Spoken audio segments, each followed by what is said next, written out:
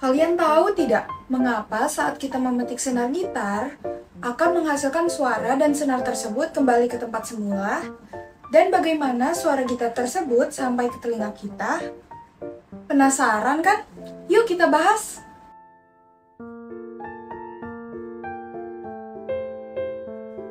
Assalamualaikum warahmatullahi wabarakatuh. Tabi Bun, perkenalkan nama saya Cira Irunisa Aulia Nugroho. Bagaimana kabar teman-teman hari ini? Semoga kita dalam keadaan sehat walafiat. Hari ini kita akan mempelajari tentang osilasi. Sebelum ke pengertiannya, saya akan menjabarkan beberapa subbab yang akan kita pelajari. Materi osilasi terdiri dari 15 subbab, yaitu yang pertama ada frekuensi osilasi, bandul matematika sederhana, osilasi pegas, energi osilasi, mengukur kecepatan gravitasi bumi, osilasi dawai, resonansi, osilasi teredam, strut McPherson, osilasi dan ayunan kaki, spektrometer inframerah, osilator atom dalam zat padat, frekuensi kepakan sayap serangga, osilasi melalui pusat bumi, dan yang terakhir kepakan sayap burung. Tetapi sebelum kita belajar, mari kita berdoa terlebih dahulu. Berdoa mulai.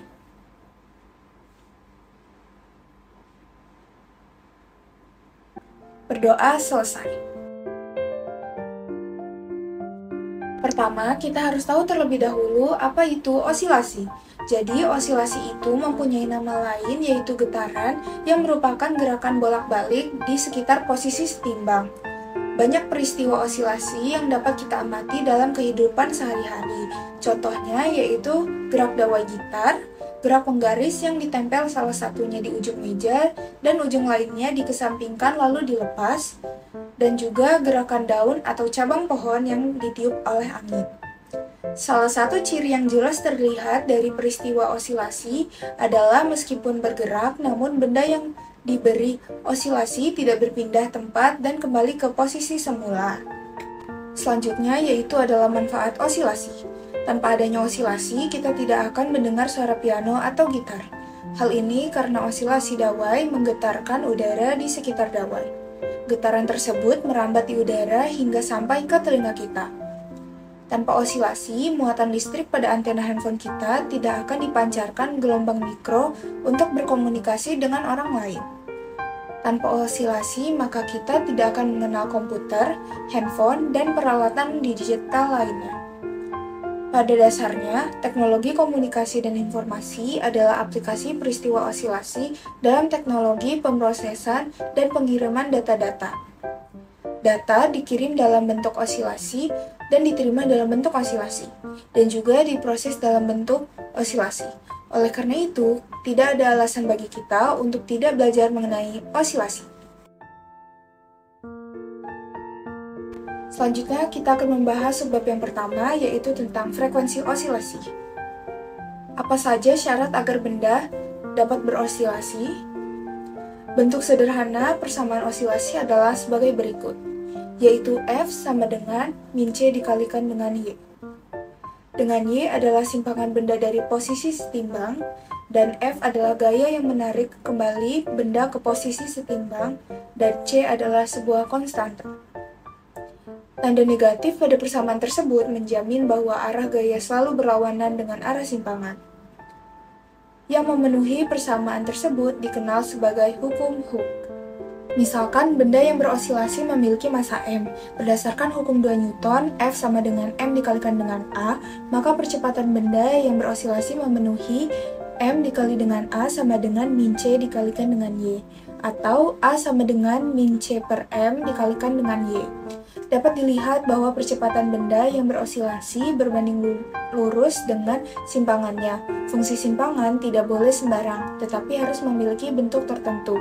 Hanya fungsi sinusoidal yang menghasilkan kesebandingan antara percepatan dan simpangan dengan arah berlawanan. Fungsi ini dapat berupa fungsi sinus maupun fungsi kosinus. Jika waktu bagi benda melakukan satu osilasi penuh adalah T dalam satuan detik, yang dikenal dengan periode osilasi, maka jumlah osilasi per detik memenuhi F sama dengan 1 per T. Jumlah osilasi per satuan waktu disebut dengan frekuensi. Satuan frekuensi adalah osilasi per detik atau 1 per S. dan diberi nama Hertz atau bersimbol Hz. Frekuensi sudut osilasi memenuhi persamaan omega sama dengan akar C dibagi dengan M. Mengingat omega sama dengan 2pi dibagi dengan P sama dengan 2pi dikali dengan F, maka frekuensi osilasi memenuhi persamaan F sama dengan 1 dibagi dengan 2pi dikali dengan akar C dibagi dengan M. Jika diperoleh hubungan antara A sama dengan min A dikali dengan Y, dengan A adalah konstanta, maka frekuensi osilasi memenuhi F sama dengan 1/2pi dikali dengan akar A. Nah, teman-teman, agar kita lebih paham dengan subbab materi ini, yuk kita kerjakan latihan soal berikut.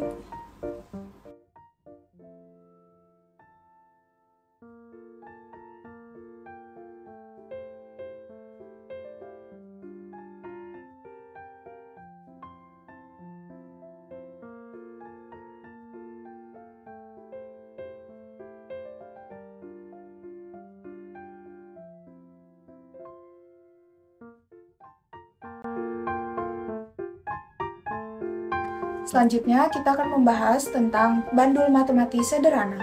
Salah satu bentuk gerak osilasi yang lain adalah gerak bandul matematis sederhana. Bandul tersebut terdiri dari seutas tali yang dianggap tidak memiliki massa dan sebuah beban diikat di ujung bawah tali. Ujung atas tali dikaitkan pada posisi tetap seperti paku, lalu beban bergantung bebas dan bergerak bolak-balik akibat pengaruh gaya gravitasi bumi. Sifat bandul matematis sederhana adalah simpangan tidak boleh terlalu besar. Kalau simpangan sangat besar, maka gaya yang akan bekerja pada benda tidak lagi berbanding lurus dengan simpangan. Gaya berbanding lurus pada simpangan hanya untuk simpangan yang kecil. Persamaan frekuensi osilasi bandul matematis sederhana adalah F sama dengan 1 dibagi dengan 2pi dikali akar G per L. Dapat kita simpulkan bahwa semakin panjang bandul, maka frekuensi osilasi akan semakin kecil. Selanjutnya yaitu mengenai subbab ketiga tentang osilasi pegas. Perhatikan pegas yang digantungi beban seperti pada gambar berikut. Massa beban adalah M dan pegas dianggap tidak memiliki massa. Ketika beban ditarik sejauh Y yang tidak terlalu besar, maka pegas menarik benda tersebut dengan gaya F sama dengan K dikalikan dengan Y. Inilah ungkapan hukum Hooke yang awal dan K dikenal dengan konstanta pegas. Berdasarkan hukum kedua Newton, kita dapatkan min K dikalikan dengan Y sama dengan M dikalikan dengan A, atau A sama dengan min K dibagi dengan M dikalikan dengan Y. Agar kita lebih paham dengan materi ini, yuk kita kerjakan latihan soal berikut.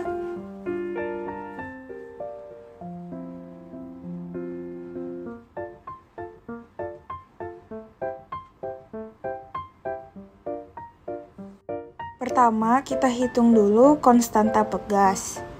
Besar gaya yang dialami pegas akibat menahan sayuran sama dengan berat sayuran, atau F sama dengan W sayuran sama dengan massa sayuran dikali dengan gravitasi sama dengan 0,1 dikali dengan 10 yang hasilnya yaitu 1 Newton. Gaya gravitasi ini setimbang dengan gaya pegas saat pegas menyimpang sejauh X sama dengan 2 cm atau 0,02 meter.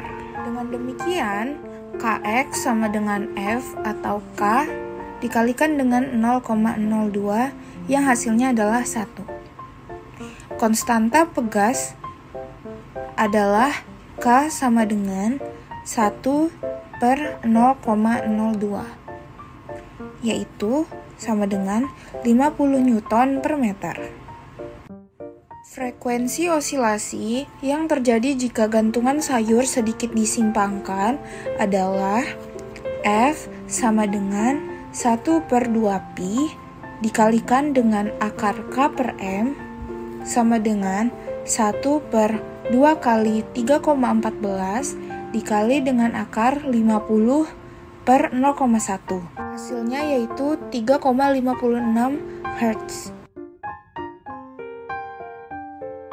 Selanjutnya, kita akan membahas tentang materi energi osilasi. Benda yang sedang berosilasi memiliki dua besaran yang selalu berubah-ubah, yaitu laju dan posisi. Dengan adanya laju, maka benda memiliki energi kinetik, yaitu EK sama dengan setengah mv kuadrat. Dengan adanya posisi, benda memiliki energi potensial. Dengan demikian, energi total benda yang sedang berosilasi di bawah pengaruh gaya konservatif adalah EM, energi mekanik, sama dengan setengah mv kuadrat ditambah dengan energi potensial. Bentuk EP bergantung pada jenis gaya yang bekerja, apakah gaya gravitasi, atau gaya pegas, atau gaya lainnya. Ciri benda yang berosilasi adalah 1. Pada saat benda memiliki laju maksimum, Vm, maka EP atau energi potensial sama dengan 0. Dengan demikian, energi mekanik sama dengan setengah mv kuadrat. Maka kesimpulannya adalah energi benda yang sedang berosilasi pada sembarang laju dan posisi adalah setengah mv kuadrat sama dengan setengah mv kuadrat ditambah dengan EP. Kedua, pada posisi maksimum, laju benda 0 dan energi potensial memenuhi setengah mv kuadrat sama dengan 0 ditambah dengan energi potensial. Selanjutnya yaitu bandul sederhana. Bandul sederhana berosilasi di bawah pengaruh gaya gravitasi. Dengan demikian, energi potensial bandul memenuhi EP sama dengan M dikalikan dengan G dan dikalikan dengan Y. Dengan M adalah massa beban, G adalah percepatan gravitasi, dan Y adalah ketinggian beban dari posisi terendah. Dengan memasukkan persamaan ini ke dalam persamaan setengah mv kuadrat sama dengan setengah mv kuadrat ditambah EP, bila disederhanakan akan mendapat persamaan Vm kuadrat sama dengan V kuadrat ditambah 2 dikali G dikalikan dengan Y. Materi selanjutnya yaitu pegas. Energi potensial pegas adalah EP sama dengan setengah KY kuadrat. Dengan demikian, persamaan energi mekanik benda yang berosilasi di bawah pengaruh gaya pegas adalah setengah mvm kuadrat sama dengan setengah mv kuadrat ditambah setengah KY kuadrat. Atau Vm kuadrat sama dengan V kuadrat ditambah dengan K per M dikalikan dengan Y kuadrat. Dengan menggunakan persamaan, kita dapat menulis Vm kuadrat sama dengan V kuadrat ditambah 4Pi kuadrat F kuadrat Y kuadrat. Benda memiliki simpangan maksimum Y sama dengan A saat laju benda sama dengan 0. Dengan demikian, Vm kuadrat sama dengan 0 ditambah 4Pi F kuadrat A kuadrat. Atau Vm ditambah 2Pi dikalikan dengan F dikalikan dengan A. Agar kita lebih paham dengan subbab ini, yuk kita latihan soal.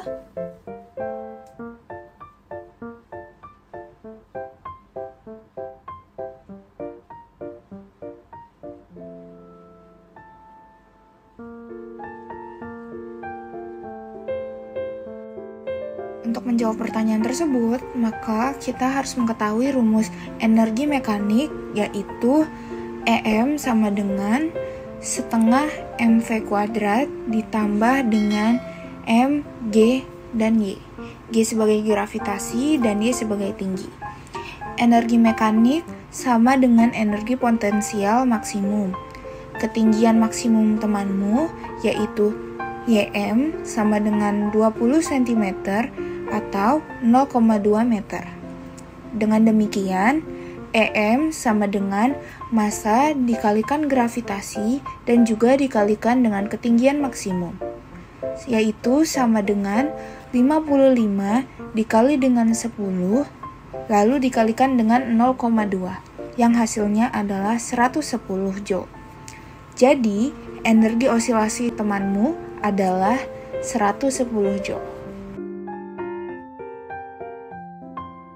Selanjutnya yaitu subbab materi mengukur percepatan gravitasi bumi. Dengan bandul sederhana, kita dapat mengukur percepatan gravitasi bumi di tempat kita berada. Alat yang dibutuhkan yaitu tali, beban apa saja, bisa batu, meteran, dan stopwatch. Kita mulai dari persamaan untuk frekuensi osilasi bandul. F sama dengan 1/2Pi dikali dengan akar G per L. Karena T sama dengan 1/F, maka kita dapat menulis T kuadrat sama dengan 4Pi kuadrat per G dikali dengan L. Langkah percobaan yang harus kalian lakukan, pertama, catat waktu yang diperlukan bandul untuk melakukan 20 kali ayunan penuh. Berdasarkan waktu tersebut, kalian hitung periode ayunan bandul, lama waktu dibagi 20. Ubah panjang bandul dan lakukan langkah serupa menghitung periode. Lakukan untuk 5 buah panjang yang berbeda. Jadi kalian mendapat 5 pasang data, yaitu panjang bandul dan periode. Buat kurva kuadrat periode ayunan bandul sumbu tegak sebagai fungsi panjang bandul sumbu horizontal. Kalian dapatkan 5 titik pada kurva tersebut seperti pada gambar. Selanjutnya, tarik garis lurus yang melewati titik-titik tersebut sedekat mungkin. Kemudian, cari kemiringan garis yang kalian buat dengan mengukur A dan B pada gambar kemiringan garis. Kemiringan garis tersebut adalah A dibagi dengan B. Kemiringan tersebut sama dengan 4pi kuadrat per G. Dengan demikian, nilai percepatan gravitasi bumi dapat kalian tentukan. Selanjutnya yaitu submateri osilasi dawai. Kalau kita potret dawai yang sedang dipetik akan tampak seperti pada gambar. Tampak terbentuknya sejumlah perut dan simpul. Karena dua ujung dawai diikat pada titik tetap, maka ujung dawai selalu memiliki simpangan sama dengan 0. Mengapa polanya demikian? Sebenarnya dawai gitar dapat dianggap sebagai sejumlah elemen yang berosilasi. Bayangkan dawai gitar dipotong-potong atas sejumlah elemen yang sangat pendek. Jumlah elemen menuju tak terhingga karena panjang tiap elemen mendekati 0. Tiap elemen berosilasi dengan frekuensi yang sama tetapi dengan amplitudo yang berbeda-beda.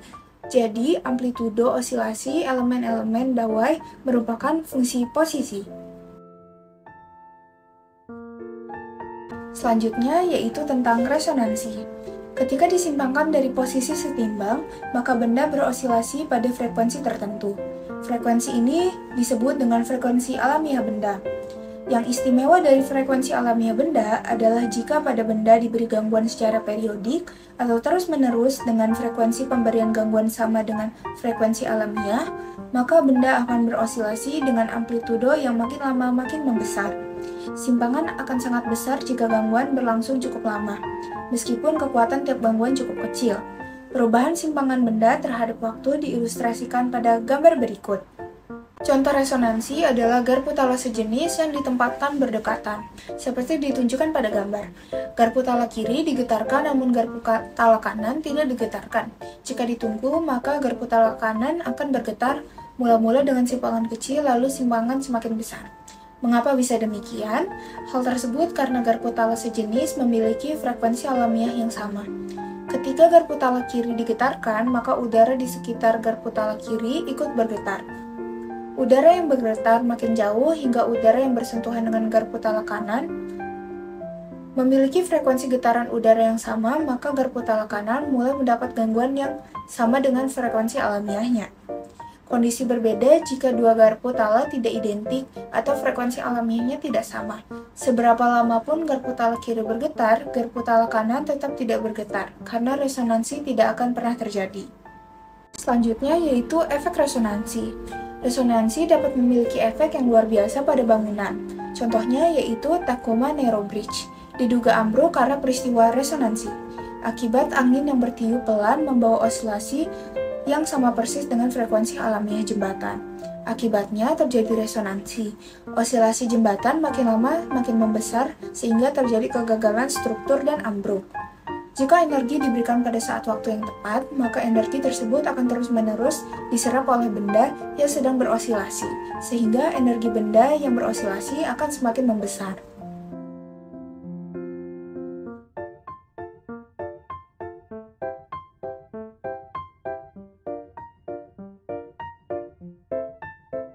Selanjutnya yaitu akan membahas tentang osilasi peredam. Pernah melihat shock breaker motor? Bentuknya seperti pegas yang sangat kuat. Salah satu bagian utama shock breaker adalah pegas. Guna pegas adalah untuk menghasilkan osilasi. Tujuan pemasangan shock breaker adalah agar kendaraan jatuh atau naik secara perlahan-lahan ketika melintasi jalan yang tidak rata. Tanpa shock breaker, guncangan kendaraan akan terasa sangat kasar dan tiba-tiba. Jika roda melintasi jalan berlubang atau melewati penghalang seperti batu. Tetapi, menjadi tidak nyaman jika osilasi berlangsung terus-menerus meskipun kendaraan sudah memasuki jalan mulus. Jika shock breaker hanya terdiri dari pegas, maka osilasi kendaraan akan terjadi sangat lama. Oleh karena itu, shock breaker dilengkapi bagian lain yaitu peredam. Guna peredam adalah membuang energi osilasi sehingga osilasi segera hilang setelah beberapa saat. Peredam dapat berupa benda yang bergerak maju mundur dalam wadah berisi bubuk atau zat cair kental. Selanjutnya yaitu contoh osilasi peredam lainnya, yaitu rel kereta api yang ditempatkan di atas kerikil atau pecahan batu-batu kecil. Guna kerikil adalah meredam getaran rel. Saat kereta lewat, rel bergetar.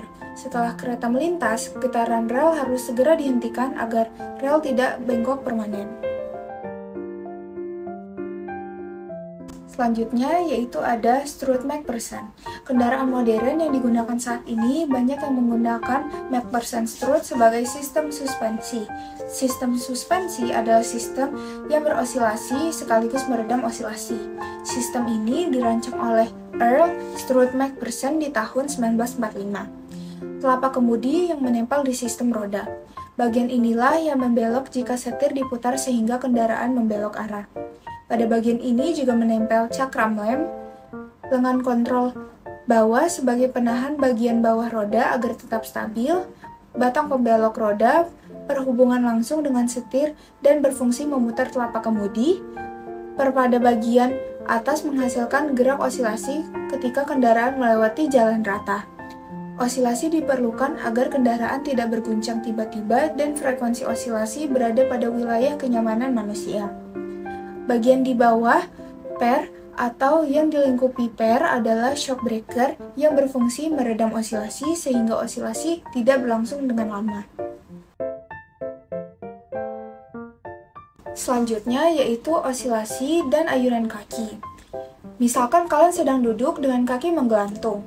Misalnya duduk di tepi saung atau tepi bangku yang agak tinggi sehingga kaki tidak mencapai tanah. Lalu ayunkan kaki kalian. Kita dapat memodelkan telapak kaki sampai lutut sebagai bandul fisis. Frekuensi osilasi bandul fisis bergantung pada panjang bandul. Semakin panjang bandul, maka semakin kecil frekuensi osilasinya. Hal serupa, orang yang berkaki panjang lebih nyaman mengayunkan kaki dengan frekuensi lebih kecil. Mengayunkan kaki dapat dianalogikan sebagai mengayunkan bandul. Ayunan paling mudah dihasilkan pada frekuensi alamiahnya. Makin panjang bandul atau panjang kaki, maka frekuensi alamiahnya semakin kecil. Dengan demikian, orang yang berkaki panjang lebih nyaman berjalan dengan mengayunkan kakinya lebih lambat. Selanjutnya, yaitu kita akan membahas tentang spektrometer inframerah. Salah satu alat utama riset tentang molekul atau material adalah spektrometer inframerah. Spektrometer ini dirancang atas pemahaman para ahli bahwa semua atom penyusun molekul selalu bervibrasi atau berosilasi.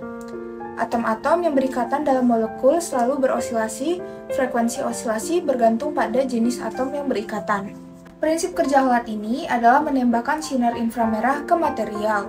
Cahaya yang lolos memiliki intensitas yang bervariasi, ada yang tetap tinggi dan ada yang sangat lemah.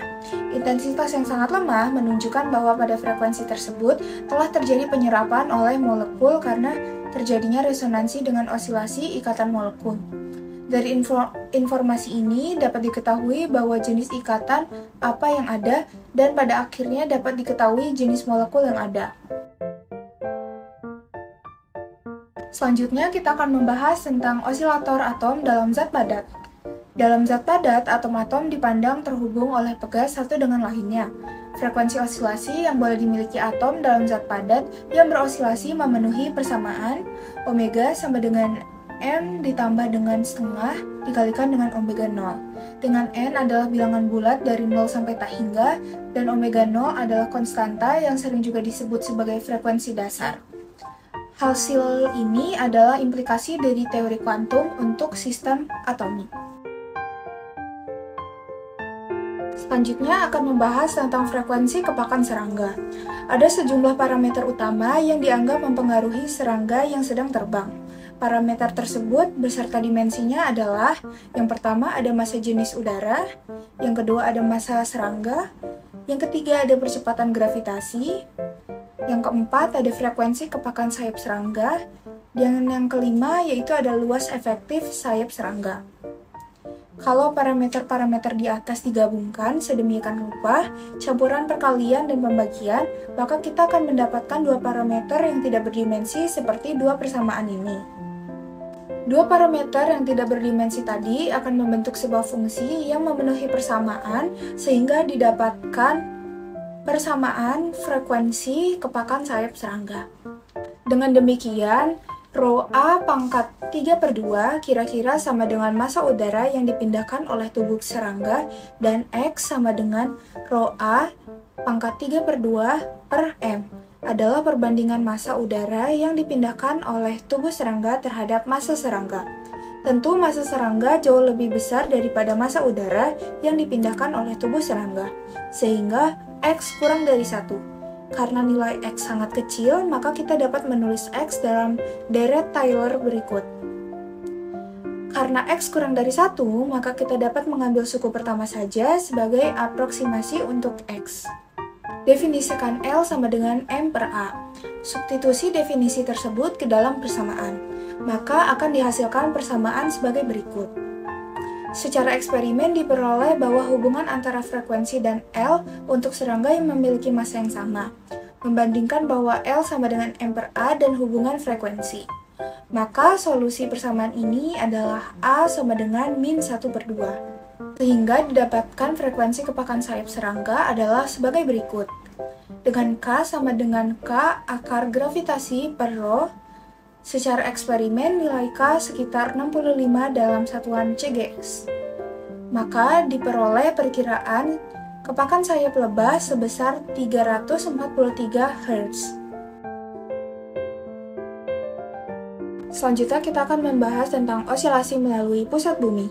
Gaya gravitasi bumi pada benda yang berjarak R dari pusat bumi adalah F sama dengan min G dikalikan dengan M dikalikan dengan massa per R kuadrat. Dengan asumsi kerapatan massa bumi konstanta, maka M sama dengan 4/3 pi R pangkat 3 dikalikan dengan Rho. Gaya yang dialami benda menjadi 4 pi dikalikan dengan G dan dikalikan dengan Rho per 3 dikalikan dengan MR. Selanjutnya, kita akan menggunakan hukum kedua Newton sehingga percepatan benda adalah A sama dengan min 4 dikalikan dengan pi, G, dan Rho dibagi dengan 3 lalu dikali dengan jari-jari atau R. Persamaan tersebut menyatakan gerak osilasi frekuensi. Frekuensi osilasi diberikan oleh persamaan yaitu F sama dengan 1/2 pi dikali dengan akar 4 pi G Rho per 3. Maka kita akan memperoleh periode osilasi dan waktu benda mencapai titik pusat bumi sebagai berikut. Jika kita masukkan massa jenis rata-rata bumi, yaitu sekitar 5,6 10⁻³ kg, maka waktu yang diperlukan benda mencapai pusat bumi adalah sekitar 397 detik atau sama dengan 6,6 menit. Selanjutnya, kita akan membahas tentang kepakan sayap burung. Saat burung terbang, ada dua fenomena yang muncul sekaligus, yaitu gaya angkat dan gaya gerak ke depan. Pertanyaannya, faktor apa yang menentukan gaya angkat dan gaya dorong ke depan pada burung yang sedang terbang? Ternyata ada suatu bilangan yang cukup penting. Bilangan tersebut dinamakan bilangan Strouhal yang didefinisikan sebagai berikut. Strouhal sama dengan A0 kali F per V, di mana A0 adalah selisih posisi tertinggi dan terendah ujung sayap yang mengepak, V adalah laju terbang burung, dan F adalah frekuensi kepakan sayap. Kebanyakan burung dan serangga mengalami gaya dorong ke depan paling efisien jika bilangan Strouhal berada antara 0,2 hingga 0,4. Waktu yang diperlukan sayap mengepak dari posisi terendah ke posisi tertinggi sama dengan setengah periode. Pada selang waktu tersebut, sayap bergerak sejauh A0. Dengan demikian, laju vertikal kepakan sayap adalah U sama dengan 2 kali frekuensi dikali dengan A0. Maka kita dapatkan hubungan berikut. Tan theta sama dengan U per V sama dengan 2 kali frekuensi dikalikan dengan A0 per V atau sama dengan 2 kali straw hal. Karena kebanyakan burung memiliki bilangan straw hal sama dengan 0,2, maka kebanyakan burung akan membentuk sudut yang memenuhi tan theta sama dengan 0,4, theta sama dengan 22 derajat. Maka didapatkan sejumlah besaran yang dimiliki burung saat terbang. Besaran-besaran tersebut adalah yang pertama, gaya dorong ke depan akibat kepakan sayap, yaitu F-track sama dengan 5/6 luas sayap burung kali massa jenis udara dikali straw hal kuadrat kali V kuadrat. Yang kedua, yaitu gaya angkat akibat kepakan sayap, yaitu F-lift sama dengan 5/4 kali beta dikali luas sayap dikali massa jenis udara dikali V kuadrat. Ternyata fisika sangat dekat dengan kehidupan kita ya teman-teman. Baiklah, sekarang waktunya untuk bertanya dan berdiskusi. Oke teman-teman, jangan lupa belajar dan banyak baca buku ya. Sekian dari saya, wassalamualaikum warahmatullahi wabarakatuh.